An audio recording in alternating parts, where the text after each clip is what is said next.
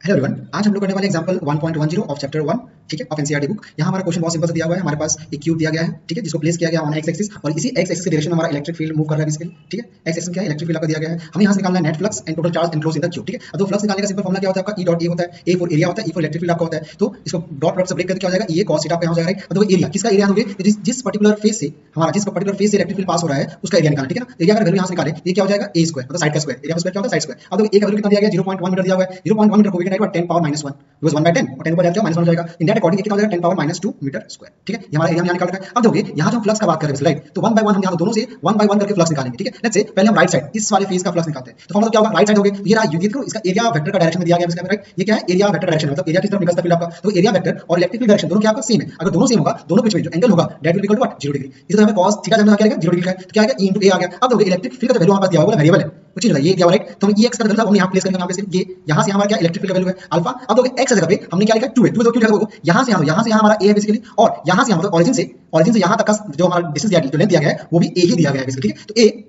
C a plus a will be equal to how much, 2a। तो इसमें यहाँ क्या लिया, 2a ले रखा, ठीक है। अब देखो एरिया वैल्यू क्या होगा, साइड स्क्वायर में कहा था हम यहाँ पहले में स्टार्टिंग में कोई वैल्यू पुट नहीं करेंगे, जैसा आ रहा है वेरिएबल के टर्म में इसको आंसर रखेंगे, ठीक है। तो हम यहाँ कर लिया वैल्यू, देखो 2a का पावर हाफ आप यहाँ पे राइट, 2a पावर में यहाँ क्या लिया, हाफ ले रखा है राइट। अब देखो 2a पावर अगर हाफ लिया, ये जो पावर हाफ है ये दोनों को मिलना चाहिए, इसलिए आपको 2 को मिलेगा और a को मिलेगा। तो क्या कहना जाएगा, 2 पावर 1/2 a पावर 1/2, इतना तक करके हम छोड़ देंगे इसको, ठीक है। अब सिमिलर हो गया, हम लेफ्ट हैंड साइड का निकालेंगे इसकी कहानी।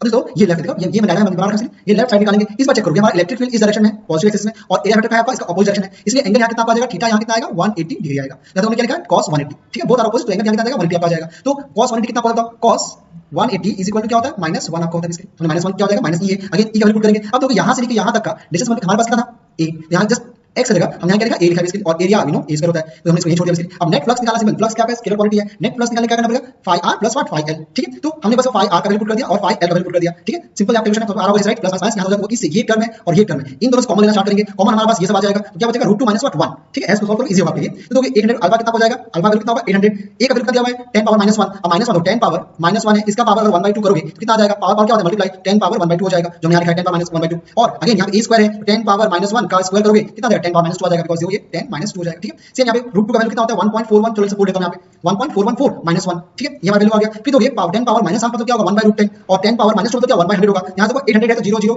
यहाँ 0 0 कैंसिल हो गया राइट, नीचे पास √10 बच गया और ऊपर 8 * 0.414। अब दोगे अगर हम यहाँ सॉल्व करें नेक्स्ट तो क्या होगा, बचा 8/√10 0.414, इसको मल्टीप्लाई करेंगे √10 का, √10 का वैल्यू क्या होता है 3.162 निकालना चाहता होगा, ठीक है। अदरवाइज आपको देखना वीडियो में डाल रखा है रूट कैसे निकालते हैं इसका, ठीक है। तो 1.05 हमारा बेसिकली आ गया, किसका phi का प्लस नेट फ्लक्स हमारे पास यहाँ कितना आ गया राइट 1.05। अब देखो बाय cos लॉ phi क्या होता है q / ε0, यहाँ दोगे फ्लक्स हमने सभी कैलकुलेट कर रखा है, यहाँ पे ε0 का वैल्यू वी नो दैट, ये इधर आएगा दोनों क्या हो जाएगा मल्टीप्लाई और यहाँ से क्या आ गया टोटल चार्ज बाहर आपका आ गया, ठीक है। दिस वे में हमारा पूरा कहानी खत्म होगा, ठीक है। Thank you.